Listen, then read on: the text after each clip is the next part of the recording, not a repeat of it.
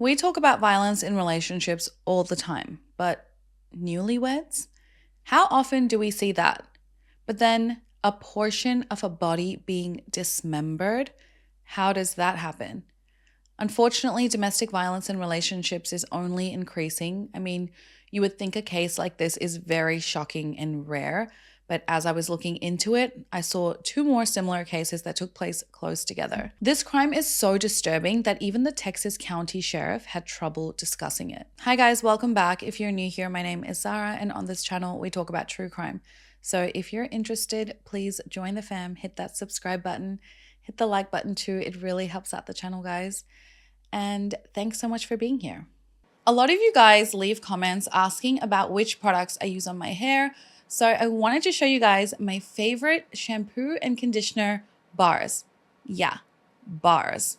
These are by Kitsch, and if you're looking for a product that's free of phthalates, parabens, silicones, and sulfates, you're gonna love these. So I actually began using these almost a year ago, and I loved the immediate difference I felt in my hair.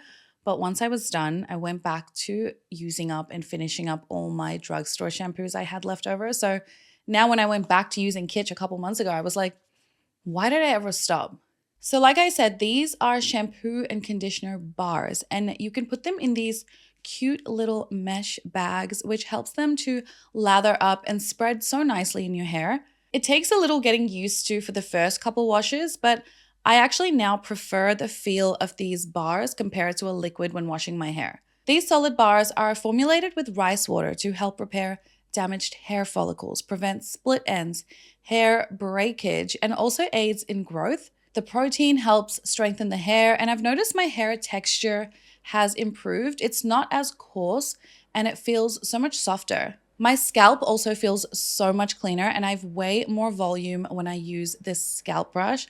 I love this thing. Their solid bars also help reduce single-use plastic, so they help your hair and the environment. So take a look at this picture from last year. Oh my God, I was so upset. I went to a new hairdresser. First of all, she cut my hair way too short. And then this was my hair after it was blow dried. It was completely fried and my hair texture was horrible. And now I feel like my hair is finally soft again. Now I have two products to store these bars in the shower. I really love them both. I couldn't decide between either of them. So I also use the body bars. So these are great for storing these in the shower. You can put like your shampoo, your conditioner, your body bar, and it's cute because you can let it self-drain and it just keeps everything nice and tidy. I feel like if you're a minimalist, you're probably gonna love this one. But if you have multiple bars, you're probably gonna love this one. Kitsch gave me a discount code. So if you use that, each bar is under $11 USD or under $21 USD for both the shampoo and conditioner set. They ship in the US and then internationally to over 90 countries. They even have a subscription option if you want even better savings. Kitsch is also a self-financed female-owned brand, which of course I love to support. So if you want to try them out, click the link below in my description box and use my code Zara V to get 25% off your order, which will auto apply at checkout. You guys are gonna love these products. They have so much cute stuff on their website. So if you do grab any, let me know which ones you try down in the comments below. Thanks to Kitsch and to you guys for all your support. Love you. Angie Diaz was the kind of person who left a mark on everyone she met. She was born on October 23rd, 2001 in Nicaragua, and she was raised by her single mom, Daniela, who went by Danny, and she was the eldest of 4 siblings. Her mother worked really hard to provide for her kids, and she had to leave Angie and her siblings with their aunt, Addis Diaz, who was almost like their adoptive mother, as Danny would travel to Costa Rica to work and earn a living. Angie had a very close bond with her aunt and considered her to be her second mother. Danny would actually go to Costa Rica for months and then come back to Nicaragua for a few months and then just repeat the cycle. Danny was a dedicated mother and passed great values onto her children. Like I've mentioned in other cases, this happens with families who need to work overseas to provide, and it shows that they have this incredibly strong family network where relatives step in to provide care and support during these challenging times. She studied accounting at the National Autonomous University of Nicaragua and was ambitious about her future. Around this time, Danny took a job in the US to earn more money while her kids stayed back in Nicaragua. But sadly, soon after this, Angie's aunt Addis was diagnosed with cancer and she needed to undergo treatment and sadly could no longer care for Angie and her siblings. So Danny paid for Angie and her siblings to move to the United States in 2019. Angie came with big dreams and a strong desire to support her aunt back at home. Like many immigrants, she came looking for an opportunity, but more than that, she really came with a purpose. Angie was described by her aunt as someone who was totally loved by her family, someone who had incredible energy, a vibrant personality, and brought joy to those around her. Her friends said Angie was this fun, lively, optimistic person with a great sense of humor. Her coworkers described her as a ray of sunshine and someone who was so positive and had a great influence on those around her. Once she arrived in Houston, Texas, Angie faced challenges like many immigrants, including cultural adjustments, language barriers, and being in this completely new environment. But despite this, Angie worked hard to establish herself and remained focused on her goals. Angie worked 2 jobs, not only for herself, but so she could send money back to her family in Nicaragua. One of her biggest motivations was helping cover the medical expenses for her aunt Addis, who was battling cancer. Her selflessness and determination showed just how big her heart truly was. She worked at a store called Chepe's Meat Market, and she worked as counter help and then also at a nearby business as a cashier. But she didn't stop there. She had recently become a certified fitness coach, something she had worked incredibly hard for and was really proud of. Fitness had become one of her passions, and she just loved helping others reach their goals. She was active on social media and shared motivational quotes and happy selfies. Angie was really excited about her new life in Texas. She had big goals, wanted to support her entire family. That was her main motivation, as well as giving herself a better life. She was in America now, the country where dreams come true, right? Then she met Jared Dicus. Jared James Dicus was born in 2001 to his mother Lynn and father Rodney. Together with his older brother Wayne, Jared grew up in Houston, Texas all his life. His family owned a property in Waller County and he attended Waller High School where he played football. He seemed like a normal kid growing up, but he did have a little trouble with the law at times. His older brother Wayne had a history of drug abuse, particularly with meth, and he had many encounters with the law enforcement regarding that. Jared worked as an electrician and seemed to be on a different path to his brother. But Jared cared a lot about his older brother, and one time Wayne stole some copper wire from him, maybe, to pay for drugs or something like that. And Jared had actually called the cops on him, but then immediately regretted it. Wayne's drug use caused a lot of problems in the family, and they always thought that Wayne was the liability. In November 2022, Jared was arrested inside a Whataburger restaurant for being violent towards staff, and then he was charged with driving while intoxicated, so a DWI. He was taken into custody, and at the time, he threatened police officers and jail staff. He punched a glass window and had to be placed in a restraint chair. This incident raised concerns about his temper and potential for violence. Jared met Angie at Chepe's Meat Market in late 2021 while she was working. The two of them connected instantly. Jared, being a former football player, caught Angie's eye. It was an exciting and spontaneous relationship, and Jared's life, impressed Angie. They shared romantic posts about each other on social media, and friends would say they had this whirlwind romance. They got married on October 22nd, 2022, close to Angie's 21st birthday, and having met less than a year prior, their wedding came as a surprise to their friends and family, as it was a private ceremony with no invitations extended. On October 23rd, 2022, Angie and Jared surprised their friends and family by posting a photo on Facebook announcing their marriage.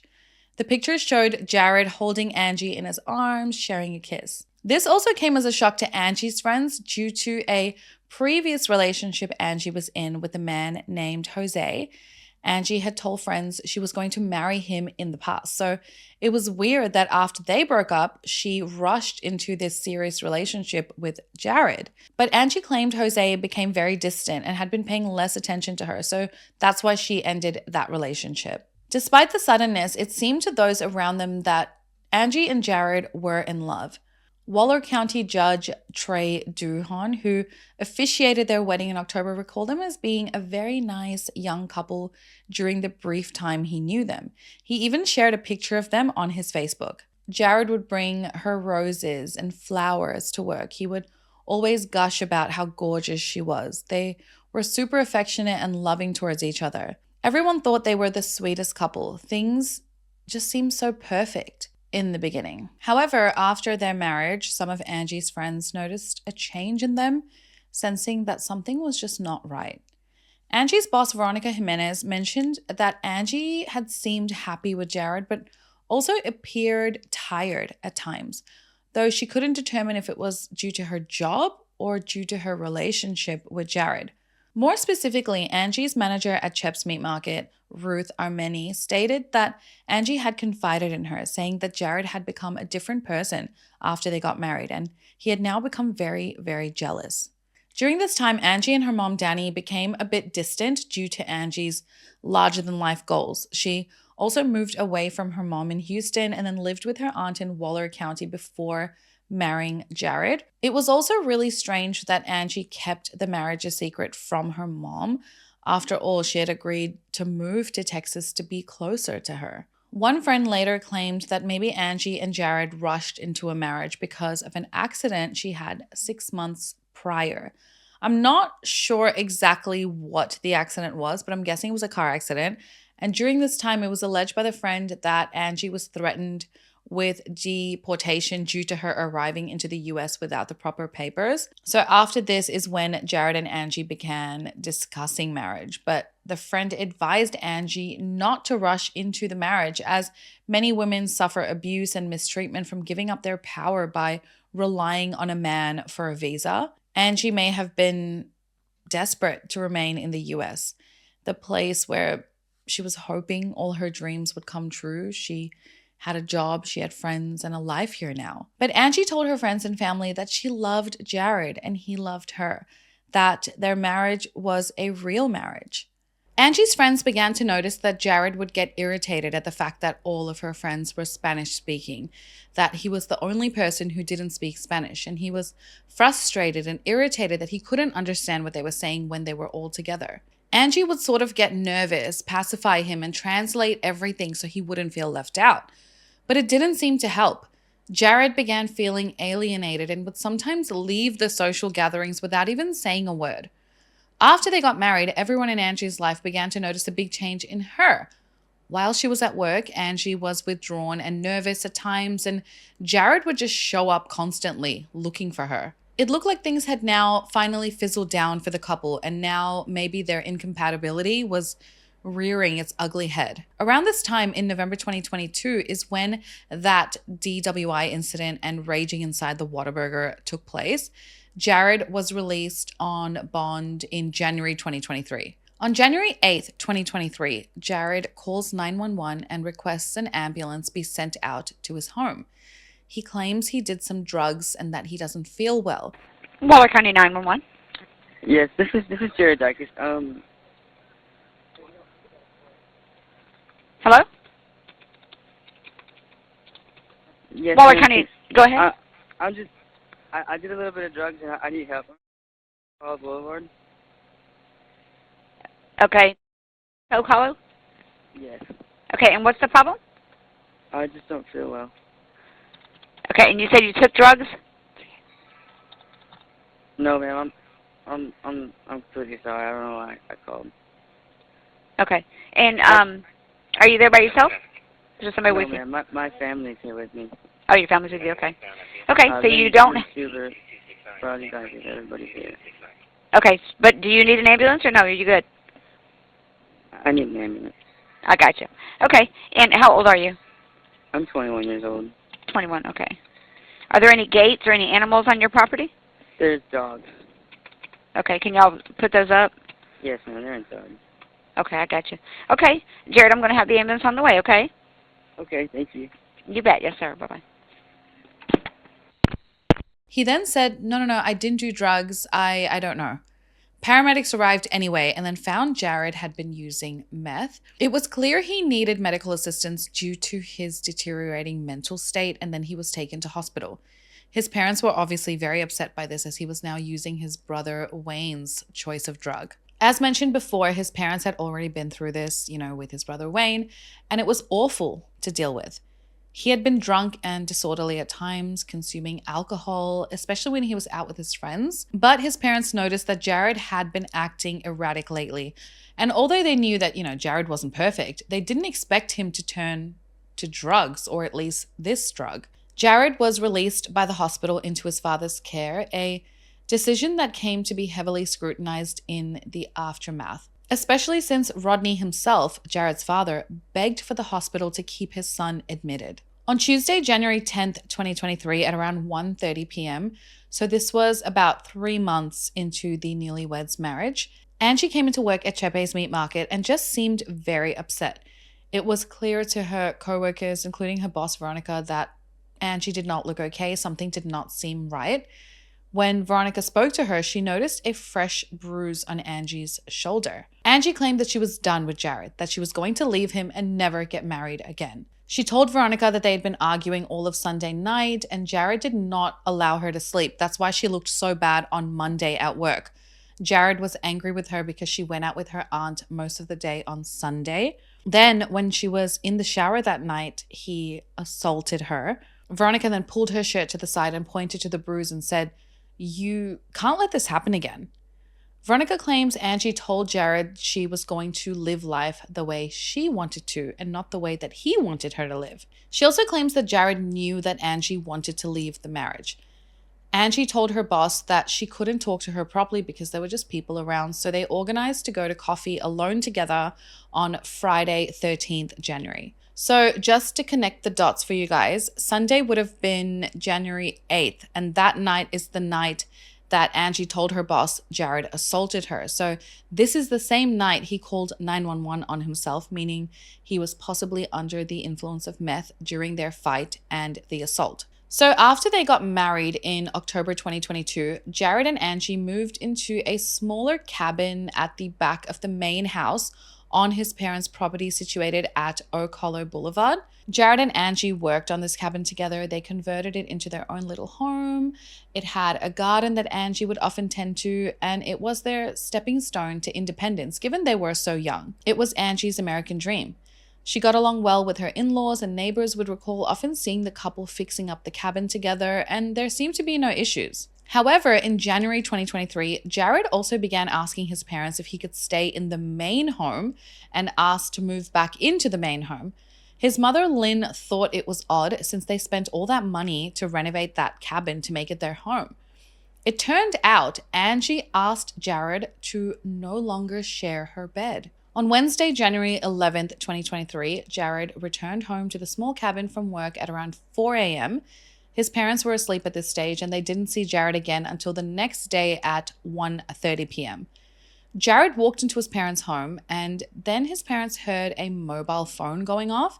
This wasn't the usual sound of Jared's phone, so they questioned him. "Whose phone do you have?" It didn't even look like his phone, but Jared said, No, it is my phone. I have multiple phones." His mom, Lynn, knew that was a lie, so she took a look at it and noticed that everything was in Spanish. It was Angie's phone. Angie usually kept her phone on her. This, for some reason, alerted his parents enough to jump up and run to their small cabin at the back of the property. They knew their son had been acting erratic lately, and what they witnessed in that cabin was enough to forever shatter their reality. Rodney immediately pulled out his phone and dialed 911. Waller County 911. Yes, ma'am. My name is Rodney Dacus. I need an ambulance and police at Oak Hollow Boulevard. Please. Okay, what's going on? I don't know everything, but my son's wife is dead. Please. Okay. Somebody, please, I'll stay on the phone with Okay, are you on location right now? Yes, ma'am. Yes, ma'am, I am. Oh, my God. Okay. I'm here. Where is he at? He's in my house. Okay, this is your house. In their house. They have a building on my property. Oh, my God, please. Send somebody. There's something wrong with my son. Please hurry. Deputy Randy Lewis arrived on the scene, the same deputy who responded to Jared's medical emergency just a few days prior. When Randy arrived, he would be confronted with a scene that would absolutely devastate and haunt him for years to come. Jared was detained in a vehicle while investigators sealed off the crime scene. His parents struggled to maintain their composure while trying to assist the officers. There were also a number of challenges present on the property which could have affected the preservation of the crime scene, like the multiple dogs. I believe there was like 9 dogs, big dogs, the multiple family members, which included Wayne. So everything had to be handled carefully, especially considering the nature of the horrific crime committed. All family members were potential witnesses and had to be interviewed. The drugs at the property had to be put into evidence and tested. To be honest, Rodney and Lynn, despite the shock they must have been in, were so helpful to the investigation, despite the confronting scene they just witnessed and the fact that their own son was the cause. I mean, they handled everything so well. So what happened? With paper bags covering his 2 hands to preserve evidence, Jared would be interviewed, and at first he said he didn't do it. And then he laughed. For the first hour, he slept and did some random exercises. And when he was questioned, he would blame it on something came in here. And then he began with, I just lost my way with God. He forgot who his Lord and Savior was. He did not really cooperate at first, but then he eventually explained. The morning had started as normal as it could given what the couple were going through. Jared came home at 4 a.m. and Angie was actually awake when he returned. They began just talking, but when Angie turned on the television, something snapped in Jared's mind. Angie may have been hiding a knife with her for her own protection. This made sense given Jared had been violent with Angie in the past. Little did she know that this same knife, that was for her protection, would be used to end her life in the most sickening way. What did she say? She said, stop. Finish it up. You told me to break from. You told me to break. Did you follow through with that? Yeah. Jared claimed he began hearing demonic voices coming from the TV, commanding him to commit unspeakable acts. He then attacked Angie with the knife, stabbing her multiple times all over her back. It seemed she was running away from him. After he stabbed her while she was still alive, he proceeded to decapitate her head from her body. Jared. It wasn't Jared. Okay, so it wasn't Jared. It's somebody that was, you think, that caused you to do it. What did he cause you to do to her? You said he caused you to kill her, but tell us how he caused you to kill her. What did you do to her? I'm asking you. So that's what it's been. He left her body next to their bed and placed her head in the bathtub next to neatly placed bottles of shampoo and conditioner. He then took a shower himself to wash the blood off him.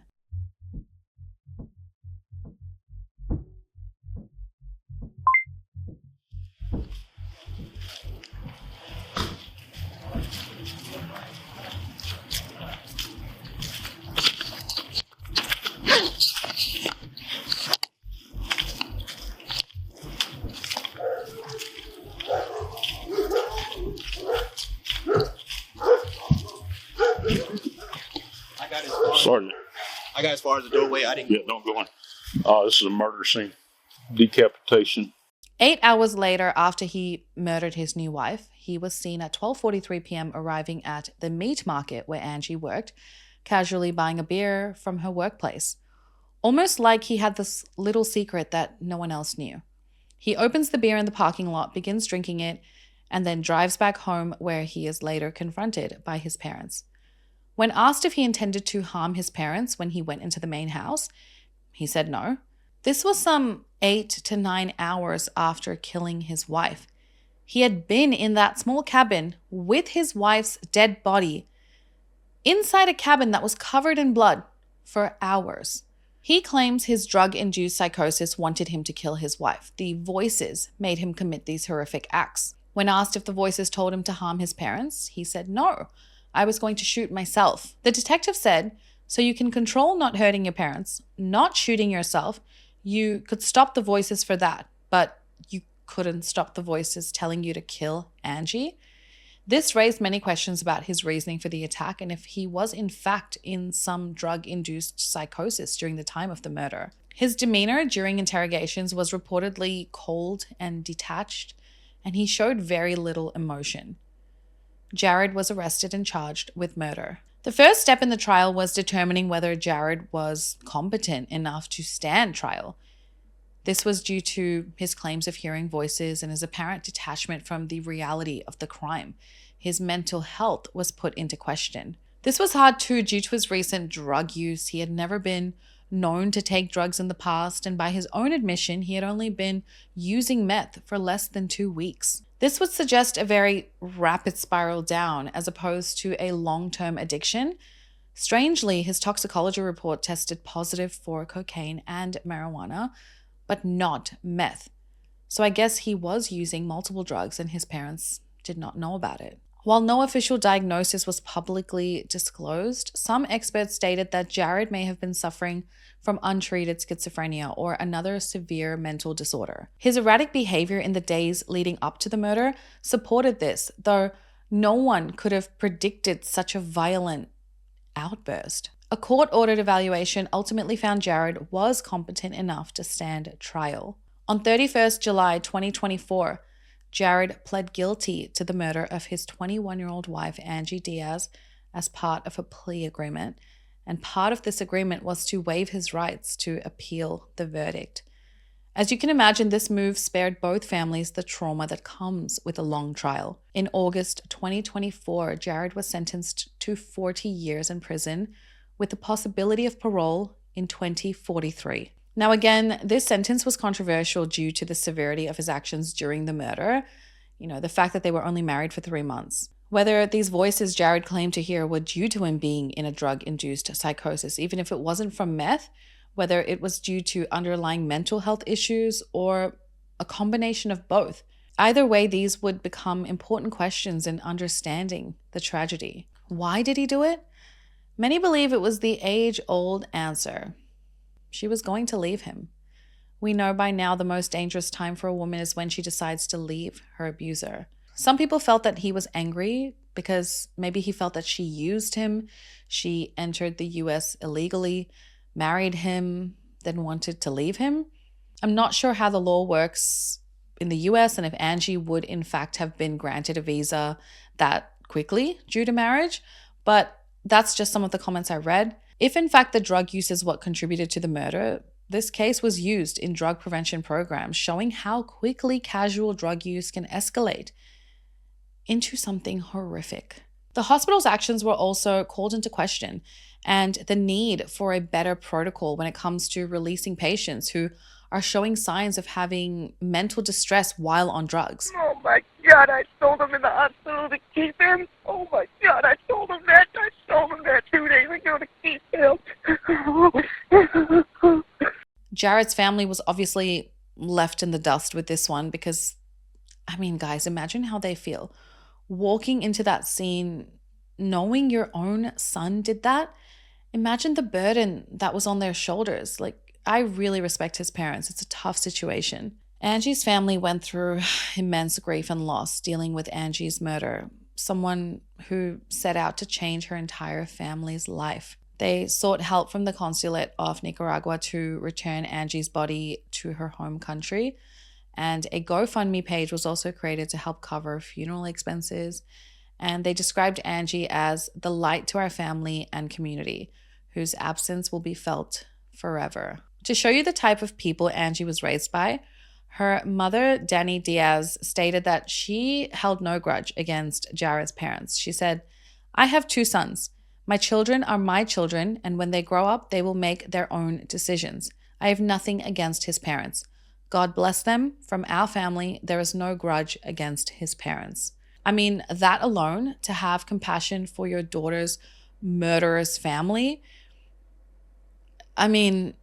the strength alone it probably takes to have that type of compassion for another family. I mean, I really respect both the families in this case. It's such a sad and tragic and honestly senseless end of a young life. Just 21 years old, and Angie had big dreams and goals, and she was actually taking steps to achieve them. Rest in peace to Angie, and thoughts and prayers for her family that will forever grieve her life being taken away by someone who claimed to love her. Let me know your thoughts down in the comments below, guys. Have you heard of this case before? It's shocking to me that his drug use was alleged to be only, less than 2 weeks, I guess in relation to meth, but it's such a shocking case. Thanks so much for watching, guys. I love you and I appreciate all your support, and I will see you in next week's video. Besitos. Mwah. Bye.